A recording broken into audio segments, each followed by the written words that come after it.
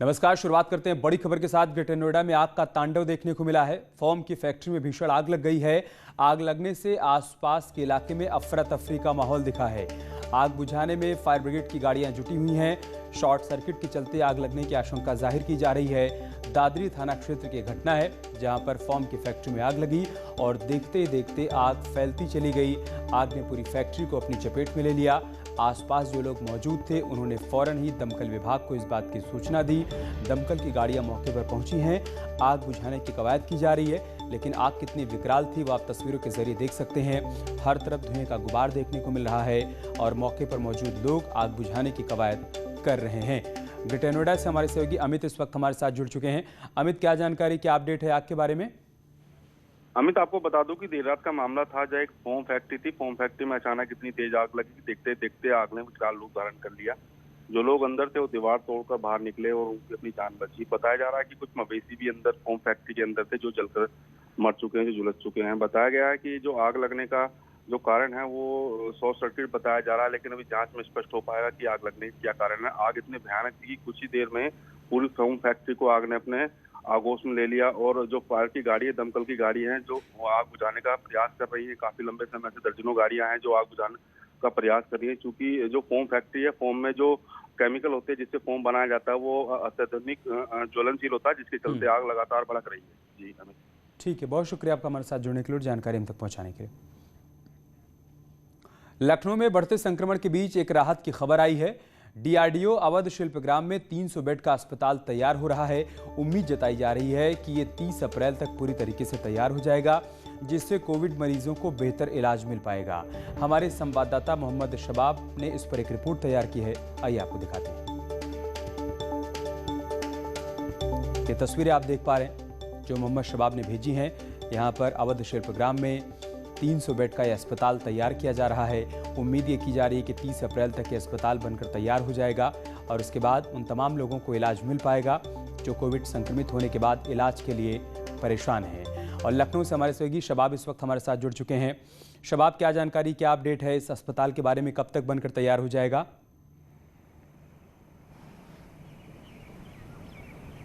देखिए अमित, काम बहुत तेज़ी के साथ चल रहा है। जिस तरीके से उत्तर प्रदेश में कोरोना संक्रमण बढ़ रहा है, उसके बाद से लगातार हर संभव प्रयास किए जा रहे हैं कि इस बीमारी की रोकथाम के लिए, मरीजों को बेहतर उपचार के लिए सरकारें जितनी प्रयास कर सकें उनमें एड़ी चोटी का जोर लगाकर प्रयास किए जाने चाहिए। इसी कड़ी में रक्षा मंत्री राजनाथ सिंह और उत्तर प्रदेश के मुख्यमंत्री योगी आदित्यनाथ भी लगातार प्रयासों में लगे हुए हैं। चूँकि राजनाथ सिंह का लखनऊ संसदीय क्षेत्र है, इसलिए उन्होंने भी प्रयास तेज़ किए हैं। लखनऊ में 3 जगहों पर अस्थायी कोविड के अस्पताल बनाए जाने हैं, जिनमें अवध शिल्पग्राम में काम चल रहा है। 350 बेड का ये अस्पताल बनेगा। सबसे खास बात यह है अमित कि ये जो अस्पताल बनाया जा रहा है, इसमें खुद का ऑक्सीजन प्लांट भी लगाया जा रहा है। यानी कि ये अस्पताल आत्मनिर्भर होगा, कहीं से भी ऑक्सीजन की ज़रूरत नहीं पड़ेगी। तेज़ी के साथ काम चल रहा है, ब्लॉक्स बना दिए गए हैं, बेड लगा दिए गए हैं। चूँकि अस्पताल में लगने वाले जो इक्विपमेंट्स हैं वो लखनऊ में नहीं मिल पा रहे हैं। उन इक्विपमेंट्स को लाने के लिए दिल्ली और चंडीगढ़ जाना पड़ रहा है। वहाँ से बाई रोड ये सारे इक्विपमेंट्स लखनऊ पहुँच रहे हैं, लेकिन तेज़ी के साथ काम चल रहा है और मुमकिन उम्मीद है कि 1 सप्ताह से 10 दिन के भीतर जो है ये जो बेड है वो चलना, अस्पताल जो है वो चलना शुरू हो जाएगा। इसके बाद हज हाउसेस जो हैं लखनऊ का कानपुर रोड पर, उस पर अस्पताल बनाने का काम शुरू किया जाएगा। तीसरी जगह जो है वो डिफेंस एक्सपो जो जहां पर हुआ था, जिस जगह पर हुआ था मोहनलालगंज के पास में, वहां पर भी जो है वो अस्थायी कोविड अस्पताल बनाने का काम तीसरे चरण में शुरू किया जाएगा। यानी कि पहले चरण में अवध शिल्पग्राम, दूसरे चरण में हज हाउस और तीसरे चरण में जो है वो डिफेंस एक्सपो का वो मैदान, जहां पर बहुत पर्याप्त जगह है अस्पताल बनाने की। सबसे ख़ास बात यह है कि अवध शिल्पग्राम में जो ये हॉस्पिटल बन रहा है, ये अस्पताल जो बन रहा है अमित, इसकी देखरेख का जिम्मा जो है वो डीआरडीओ के ही डॉक्टर्स पर होगा। यानी कि मुमकिन है सेना के जवान, सेना के जो डॉक्टर्स हैं वही यहाँ पर इलाज करेंगे, क्योंकि सरकारी अस्पतालों के डॉक्टर और प्राइवेट अस्पतालों के डॉक्टर इस समय पूरी तरह इंगेज हैं। इसलिए सेना के डॉक्टर्स की मदद ली जा सकती है और इस अस्पताल के शुरू होने के बाद एक बड़ी राहत की उम्मीद है। बहुत शुक्रिया शबाब आपका हमारे साथ जुड़ने के लिए और तमाम जानकारी हम तक पहुँचाने के लिए। एक बड़ी खबर बदायूं से, जहां पर कोरोना संक्रमण के चलते 6 लोगों की मौत हो गई है। 4 लोगों की ऑक्सीजन की कमी के चलते मौत की बात सामने आई है। ये आरोप लग रहे हैं। 24 घंटे में 217 नए केस भी सामने आए हैं। बदायूं से खबर हम आपको बता रहे हैं, कोरोना संक्रमण के चलते 6 लोगों की जान चली गई है। आरोप ये लग रहे हैं कि 4 लोगों की मौत ऑक्सीजन की कमी के चलते हुई है।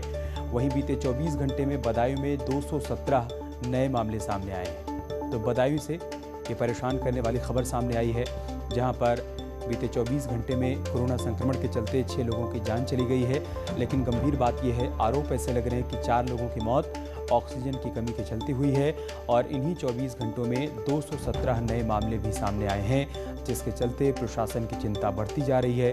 हालांकि दावे ये किए जा रहे हैं कि ऑक्सीजन पर्याप्त मात्रा में है, हर जगह ऑक्सीजन उपलब्ध करवाई जा रही है, लेकिन इन सब के बीच ये आरोप लग रहे हैं कि 4 मरीजों की मौत ऑक्सीजन की कमी के चलते हो गई है, जबकि कुल मिलाकर बीते 24 घंटे में 6 लोगों ने अपनी जान गंवा दी है। और बदायूं से हमारे सहयोगी चित्रंजन हमारे साथ जुड़ चुके हैं। चित्रंजन, क्या जानकारी इस खबर के बारे में? ये जिला अस्पताल में रविवार से ऑक्सीजन की कमी हो गई थी और अस्पताल में ऑक्सीजन उपलब्ध नहीं हो पा रही थी। काशीपुर प्लांट से कल देर रात तक ये ऑक्सीजन पहुंची है, मगर तब तक 4 लोगों की जिला अस्पताल में और 2 लोगों की मेडिकल कॉलेज में मौत हो गई है। ये अब ऑक्सीजन की पूर्ति सरकार के द्वारा और जिला प्रशासन के द्वारा की गई है। ठीक है, बहुत शुक्रिया आपका हमारे साथ जुड़ने के लिए, जानकारी हम तक पहुंचाने के लिए। यूपी में कोविड कंट्रोल की कसरत जारी है। हर जिले में पब्लिक एड्रेस सिस्टम है, ये कहा है सीएम योगी ने। महाराष्ट्र के बाद यूपी में सबसे ज्यादा एक्टिव केस हैं। 22 राज्यों के बराबर अकेले यूपी की आबादी है। बड़ी आबादी के बाद भी बेहतर इंतजामात यहां पर किए गए हैं। दिल्ली में ऑक्सीजन की कमी है, सीएम योगी ने कहा है, लेकिन यूपी में ऑक्सीजन की कमी ना के बराबर है। ये कई बातें सीएम योगी की तरफ से कही गई हैं। महाराष्ट्र के बाद सर्वाधिक एक्टिव केस होंगे, क्योंकि आबादी सबसे बड़ी है। जितनी उत्तर प्रदेश की आबादी है, उतना देश के अंदर अगर आप देखेंगे तो 22 राज्य आते हैं, तब उतनी बड़ी आबादी होती है। उस सब के बावजूद आपने देखा होगा ऑक्सीजन की क्राइसिस दिल्ली के अंदर है, यूपी के अंदर ना के बराबर है। और यूपी के अंदर वही लोग इस क्राइसिस को करने का प्रयास कर रहे हैं, जिसके बारे में अभी मित्र ने कहा भी कि पहले से ही किसी पूर्वाग्रह से ग्रसित होकर के जो लोग किसी उसके साथ कर रहे हैं। मुझे याद है आज से 4 दिन पहले की एक घटना मैं आपको बताता हूं। ये संवाद मेरा ऐसा नहीं कि पहली बार हो रहा है। देखिए, सुबह के समय टीम 11 के साथ मेरा नियमित बैठने का कार्यक्रम बनता है। दोपहर के बाद कुछ अन्य संगठनों के साथ बैठक होती है। सायकाल कुछ अन्य संस्थाओं के साथ मेरा संवाद का कार्यक्रम होता है। तो मेरा उस दिन लखनऊ के हॉस्पिटल्स के साथ बैठक थी। 6 बजे ये बैठक मेरी होनी थी। इसी प्रकार से मेरी ये बैठक वहां पर जब प्रस्तावित थी, 5 बजे एक चैनल में चला कि फलाने हॉस्पिटल में ऑक्सीजन की कमी। तो मैंने तत्काल वहां पे एक टीम भेजी, प्रशासनिक टीम भेजी, एक मजिस्ट्रेट को भेजा। मैंने कहा देखो वहां ऑक्सीजन की कमी कैसे हो गई है और आप तत्काल वहां पे व्यवस्था करो। वो टीम वहां गई तो उनके पास पूरी ऑक्सीजन पूरा था। उसने मुझे, यानी बैठक के पहले पहले मुझे इसकी सूचना मेरे पास आ चुकी थी, अब ऑक्सीजन पूरा है। उन्होंने झूठी खबर दी।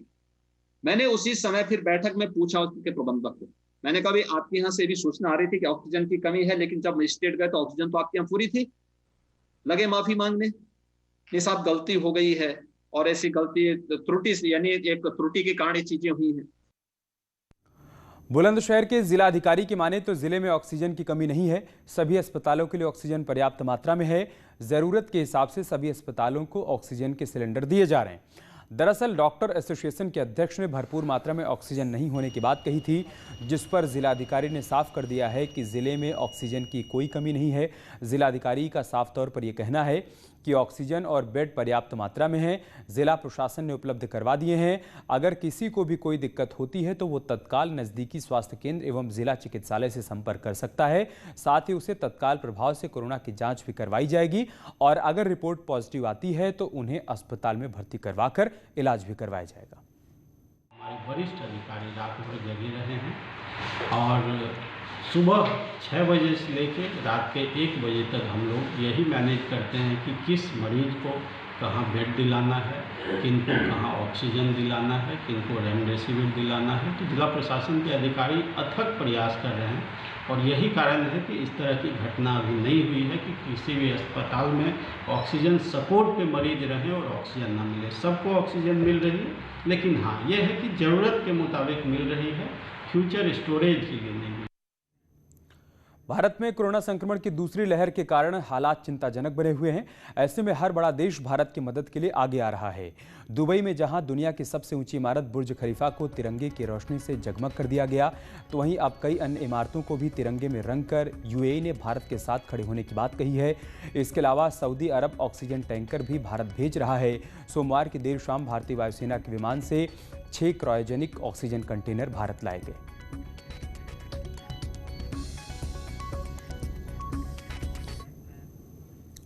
ललितपुर में पुलिस टीम पर हमला करने वाले 4 आरोपियों को गिरफ्तार कर लिया गया है। पकड़े गए मुख्य आरोपी मुन्ना लाल पर 10,000 रुपए का इनाम भी घोषित था। दरअसल 16 अप्रैल को बरौदा डांग गांव में प्रधान पद के प्रत्याशी मुन्ना लाल अपने समर्थकों के साथ बाइक रैली निकाल रहे थे। कोविड नियमों का उल्लंघन करने की सूचना पर जब पुलिस बाइक रैली रुकवाने के लिए पहुंची तो प्रधान प्रत्याशी और उनके समर्थकों ने पुलिस टीम पर पथराव कर दिया था, जिसमें कुछ पुलिसकर्मी घायल हो गए थे। ये बरौदा डांग जो गांव में था, वहाँ पे प्रधान प्रत्याशियों द्वारा एक रैली निकाली जा रही थी, जिसपे वहाँ के जो चौकी इंचार्ज पारोन थे अभिषेक सिंह और उनकी टीम वहाँ पर गई, उनसे उनको रोकने की कोशिश करी तो उस दौरान पे वहाँ पथराव हुआ था और उसमें चौकी इंचार्ज और हमारे सिपाही के चोट भी लगी थी। इसमें जो मेन जो प्रधान प्रत्याशी था मुन्ना लाल, जिसके ऊपर हमने इनाम भी किया था, उसकी गिरफ्तारी और साथ ही उसके जो साथी थे उनके 3 लोगों की गिरफ्तारी की गई है। उधर जौनपुर में मौत के बाद दर्द देने वाली तस्वीर सामने आई है। कोरोना संकट काल में पत्नी की मौत के बाद बेबस पति को कोई सहारा इसलिए नहीं मिला क्योंकि महिला की मौत कोरोना से हुई थी। शव को कोई उठाने तक नहीं आया। पत्नी का शव साइकिल पर लादकर नदी किनारे दाह संस्कार के लिए जाने लगा तो नदी पर पहुंचे लोगों ने विरोध कर दिया और पति को पत्नी के शव का अंतिम संस्कार नहीं करने दिया। बाद में पुलिस की देखरेख में शव को जौनपुर स्थित रामघाट भेजा गया।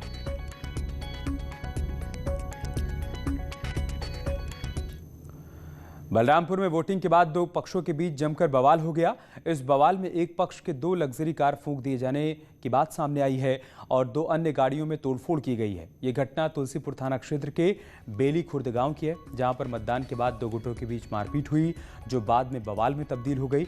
घटना की सूचना पाकर भारी संख्या में पुलिस बल के साथ डीएम और एसपी मौके पर पहुंचे। मामले की संवेदनशीलता को देखते हुए देवीपाटन मंडल के आईजी भी जिला मुख्यालय पर पहुंचे और डीएम और एसपी से पूरी घटना के बारे में जानकारी ली। मतदान के बाद हुए इस बवाल को देखते हुए भारी संख्या में पुलिस फोर्स को मौके पर तैनात किया गया है। के ग्राम बेली खुर्द में एक घटना हुई है।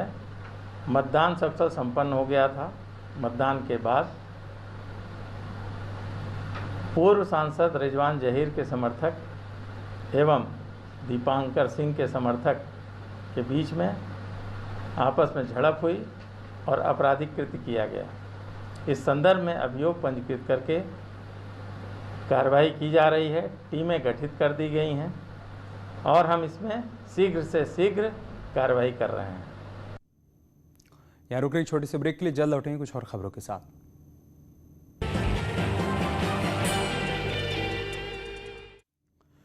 कोरोना की इस भयावह त्रासदी के बीच कई लोग हीरो बनकर उभरे हैं। गुजरात के जेतपुर के रहने वाले जेसूर भाई भी इनमें से एक हैं।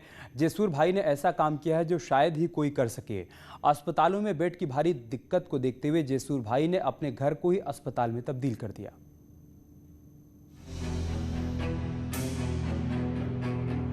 कोरोना त्रासदी के इस दौर में देश को ऐसे ही देवदूतों की जरूरत है जो लोगों की जान बचाने के लिए कैसी भी कुर्बानी देने को तैयार रहे। ऐसे ही एक शख्स हैं गुजरात के जेतपुर के रहने वाले जेसूर भाई।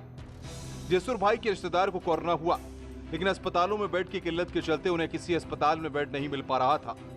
जेसूर भाई को लगा कि न जाने ऐसे कितने लोग होंगे जो अस्पताल में बेड के लिए दर-बदर ठोकरें खा रहे होंगे। इनकी मदद के लिए कुछ करना चाहिए, लेकिन क्या करें, ये सबसे बड़ा सवाल था। आखिरकार काफी सोच विचार के बाद अपने आलीशान घर को ही अस्पताल में तब्दील कर दिया। तबियत खराब थी, मैंने फोन किया, मैं जान तपास करी क्या मेड़ न करो। मैं मारा गुरु महाराज इंद्र भारती बापू ने फोन किया, बापू આવી પરિસ્થિતિ છે ને આ કઈ મળતું ઓક્સિજન મળતું નથી, તો એના આશીર્વાદથી મને કે બેટા ચાલુ કર થઈ જશે. તમારે સેફટી રાખીને બધું કરજો. ત્યારથી એક બોટલ મળી ત્યારથી અવિરત ચાલુ છે વિના મૂલ્યે. आज जसूर भाई के घर में 20 बेड हैं, वो भी ऑक्सीजन की सुविधा के साथ तैयार हैं और यहाँ मरीजों का इलाज चल रहा है. पास के डॉक्टर इस नेक काम में इनकी मदद कर रहे हैं. जसूर भाई ने इलाज के साथ साथ मरीजों और उनके रिश्तेदारों के लिए खाने पीने का भी इंतजाम कर रखा है. आज मारा रिलेटिवने तबियत बगड़ी त्यारથી મને ખબર પડી. પછી મારા ગુરુ મહારાજ કીધું ખરેખર બેટા પરિસ્થિતિ બહુ ખરાબ છે, તો તમે સેવા ચાલુ કરો. અંદાજિત રોજના કેટલા પેશન્ટ આવતા હશે? અંદાજિત રોજના 60 થી 70 આવે છે. એમાં કલાક 2 કલાક તો સારા થઈને નીકળી જાય છે. અને સરકાર તરફથી તમને કોઈ સુવિધા મળે ખરી? સરકાર તરફથી કોઈ સુવિધા મળતી નથી. પણ અમારી એક નમ્ર અપીલ છે સરકારશ્રીને કે અમને કોઈ ફોટો આપે કે સિલિન્ડરની સુવિधा આપે. જે કાંઈ પૈસા થાય એમ ભરવા તૈયાર છીએ. यहाँ इलाज करवा रहे मरीज और उनके रिश्तेदार जसूर भाई के इस प्रयास की तारीफ करते नहीं थक रहे. कोरोना संकट के इस दौर में जगह जगह ऐसे ही हीरो की जरूरत है. जसूर भाई ने जो किया वो न सिर्फ काबिले तारीफ है बल्कि दूसरे लोगों के लिए मिसाल भी है. Bureau report, news 18.